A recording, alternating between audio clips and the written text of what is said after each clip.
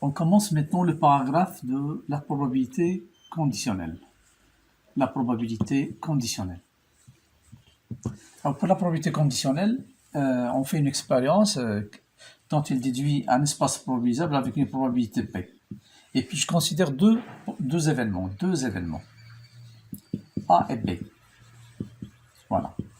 Ces deux événements A et B, dire que, on appelle la probabilité de B, sachant que A est réalisé, c'est la probabilité, c'est le rapport de deux probabilités en fait. C'est la probabilité de A inter B sur la probabilité de A. Donc en fait, ça, on l'appelle, c'est la probabilité de B, sachant que A est réalisé.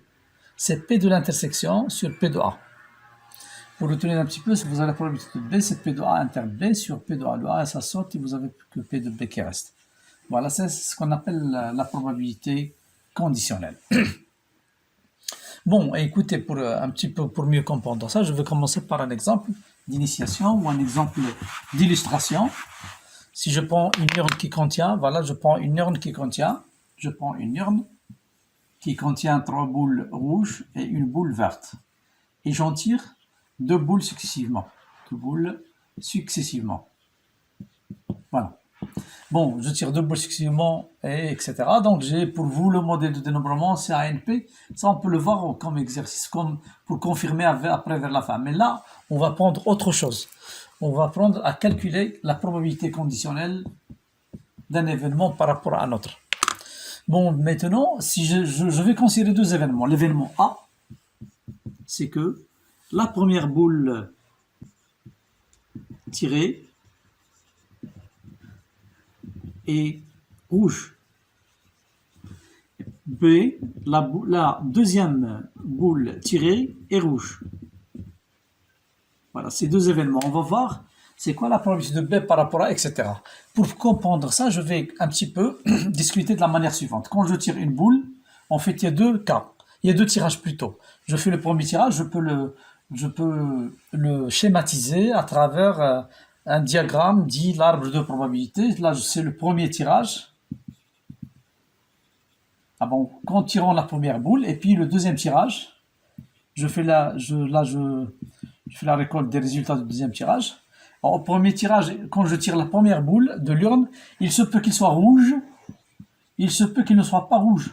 Donc c'est R bar, c'est-à-dire vert ici. Il n'y a aucun problème.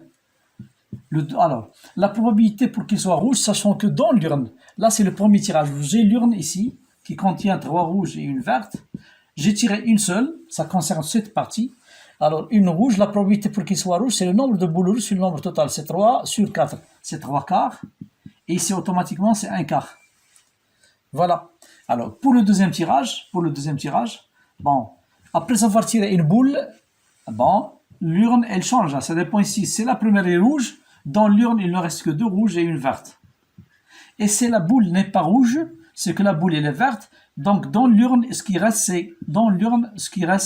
c'est que les 3 boules rouges. Parce que la boule tirée, elle est non rouge, c'est-à-dire qu'elle est verte.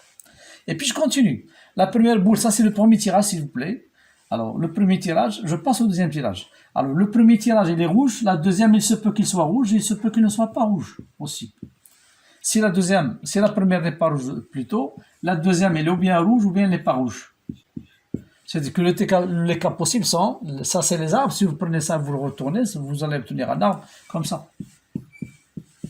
Alors donc ici, vous avez là, les cas possibles, c'est que la première est rouge, la deuxième est rouge, ou bien la première est rouge, la deuxième n'est pas rouge, ou bien la première n'est pas rouge et la deuxième est rouge, ou bien la première n'est pas rouge et la deuxième elle n'est pas rouge. C'est tous les cas possibles. Je vais compléter maintenant les probabilités. Alors ici, qu'est-ce que je vais mettre là? Alors c'est ça, maintenant je procède au deuxième tirage. Pour le deuxième tirage, puisque le tirage se fait successivement sans remise, donc il ne reste que 2 boules rouges et une boule verte. Bon, en fait, la probabilité pour qu'il soit rouge, sachant que dans le total on a 3 boules, il y a 2 boules rouges, donc c'est 2 tiers. Et pour qu'il ne soit pas rouge, c'est 1 tiers. Vous remarquez ici que la somme c'est toujours 1, 3 quarts plus 1 quart, c'est 1, 2 tiers plus 1 tiers, c'est 1. Et puis dans le deuxième cas, C'est-à-dire le cas où la première n'est pas rouge, dans l'urne, il ne reste que les 3 boules rouges. Donc il est certain que je vais tirer la boule rouge. Donc la probabilité pour que au deuxième tirage la boule est rouge, dans ce cas-là, c'est, il y a 3 rouges. Il y a combien de rouges? 3. Donc 3 sur 3, ça fait 1. Et pour que la probabilité qu'il ne soit pas rouge, c'est 0 parce que il ne reste plus de boules qui ne sont pas rouges. Il ne reste plus de boules vertes, c'est 0 sur 3. Et vous faites la somme, ça fait ça. Bon, on peut introduire quelque chose de particulier dans ce truc, dans cette explication plutôt. Alors, ça, c'est le premier tirage. Je le mets en bleu, le premier tirage. La première, elle est rouge. C'est l'événement A. Je peux appeler A. Et ici, elle n'est pas rouge. Plutôt la première, elle n'est pas rouge. C'est l'événement A bar. Et puis, au deuxième tirage, ça concerne l'événement B. La deuxième, elle est rouge. Oui, c'est l'événement B. Elle n'est pas rouge, c'est l'événement B bar. Elle est rouge, donc c'est B. Elle n'est pas rouge, c'est l'événement B bar. Voilà un arbre qui peut résumer tous les cas possibles de l'exercice, de l'introduction plutôt. Maintenant, je peux passer, on va maintenant tout de suite passer au calcul de la probabilité de B. Alors maintenant, je vais calculer la probabilité de l'événement A qui se pose ici. Je cherche la probabilité de B plutôt. Alors la probabilité de B, c'est quoi? C'est que la deuxième boule, elle est rouge. Donc le B, ça signifie quoi en fait? C'est que la deuxième, elle est rouge. Mais il se peut que la première ne soit rouge, et il se peut que la deuxième ne soit pas rouge. Donc en fait, l'événement B, c'est B, la première, R plutôt, ou R bar. Voilà. Donc, pour calculer la probabilité de B, je viens ici, je cherche la probabilité de B. La probabilité de B, c'est la probabilité de R ou R bar R. Donc, c'est que la première est rouge et la deuxième est rouge, ou bien la première n'est pas rouge et la deuxième est rouge, parce que je m'intéresse dans l'événement B de la deuxième rouge. La deuxième, elle est rouge, elle est là ou là. Donc, la première est rouge et la deuxième, elle est rouge. Ou bien, le deuxième cas, la première n'est pas rouge et la deuxième, elle est rouge. Mais ce qui nous intéresse, nous, c'est ce cas-là, c'est le cas où la deuxième est rouge. Voilà. Alors, pour calculer cette probabilité, en fait, c'est P de R plus P de R bar R, parce que ces deux événements-là, ils sont incompatibles. Voilà, ils sont incompatibles de point de vue de langage ensemblé, c'est des ensembles qui sont disjoints, mais c'est incompatible parce que la première ne peut pas être rouge et non rouge en même temps. Donc c'est la somme, il n'y a pas de moins de probabilité de l'intersection. Je transforme ceci, je vais ramener les résultats de ce côté-là. Alors P de R, la R c'est 3/4, fois la deuxième elle est rouge, c'est 2/3, plus la première, elle n'est pas rouge, c'est 1/4, fois la deuxième, elle est rouge, donc c'est 3/3, c'est-à-dire 3 sur 3, c'est 1. Ce qui est égal à quoi? C'est 6 sur 12 plus 3 sur 12, ça fait 9 sur 12, qui est égal, on simplifie par 3, c'est 3/4. Donc la probabilité de B, en fait, c'est la probabilité de B. Probabilité de B, c'est 3/4. Maintenant, je vais essayer un petit peu dans la partie suivante, c'est d'essayer d'interpréter ça. Vous avez la probabilité de B, c'est quoi en fait la probabilité de B? La probabilité de B, c'est la probabilité de quoi? C'est que la première, elle est rouge, donc c'est A. Et la deuxième, donc c'est inter. La deuxième, elle est rouge, c'est B. Voilà. Ou la probabilité de R bar, c'est quoi R bar? R bar, c'est que la première n'est pas rouge. C'est P de quoi? De A bar. La première n'est pas rouge. Parce que A, c'est la première qui est rouge. Mais la première n'est pas rouge, donc c'est A bar. Et la deuxième, elle est rouge. La deuxième, elle est rouge, donc c'est quoi? C'est l'événement B. Et puis, si je veux utiliser la probabilité conditionnelle, qui me dit, voilà, que probabilité de B, sachant que A est réalisé, égale à P de A inter B, sur P de A. Donc, à partir de là, j'ai P de A égale à P de A inter B fois P de B. Donc, c'est quoi, ça? P de A inter B, c'est P de B, sachant que A est réalisé,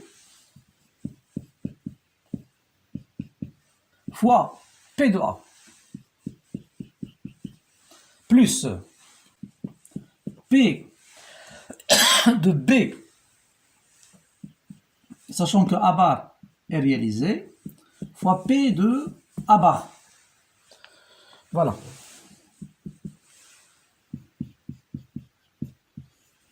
Voilà, c'est donc P de B.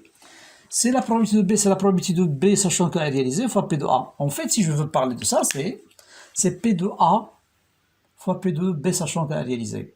Et par suite, je peux schématiser dans cette figure, c'est P de A fois P de B, sachant qu'elle est réalisée. Donc là, cette valeur-là, c'est P de B, sachant que A est réalisé. P de B, sachant que A est réalisé.